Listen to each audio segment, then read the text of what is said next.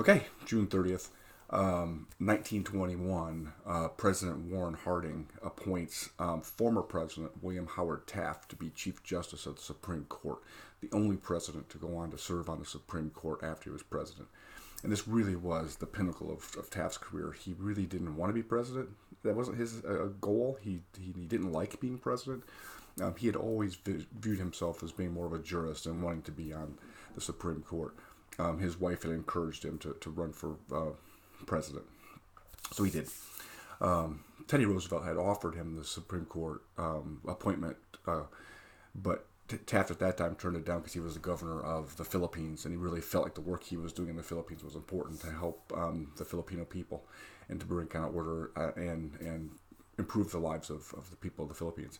So he turned Taft down, he turned down Teddy Roosevelt. And then the seat was filled, and so then he had to wait. And so in 1920, during the campaign, or between the election and the inauguration, he talked to Warren Harding and basically expressed his interest and said, if a seat comes open, I would be interested, but I'm only interested in the Chief Justice seat. And this was because he felt like, having served as president, and there were two people on the court that he had appointed, that he felt like that's what he wanted. He wanted to be Chief Justice. The Chief Justice at that time, White, was old and his health was failing.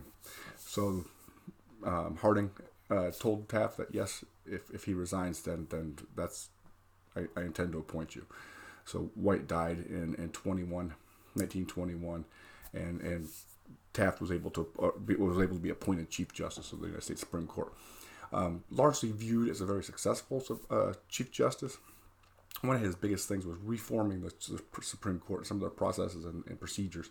But then also at that time, the Supreme Court still met in the basement of the Capitol, in the Capitol building, and it was kind of cramped quarters. And so Taft was able to convince Congress to appropriate money to build them a separate building, which they agreed to do while he was Chief Justice. But it didn't get completed until 5 years after Taft's death. So Taft was on the Supreme Court until 1930. And then resigned and then passed away about a month later. So that's what I have for today. Warren Harding appoints William Howard Taft to be Chief Justice of the Supreme Court. I will see you tomorrow.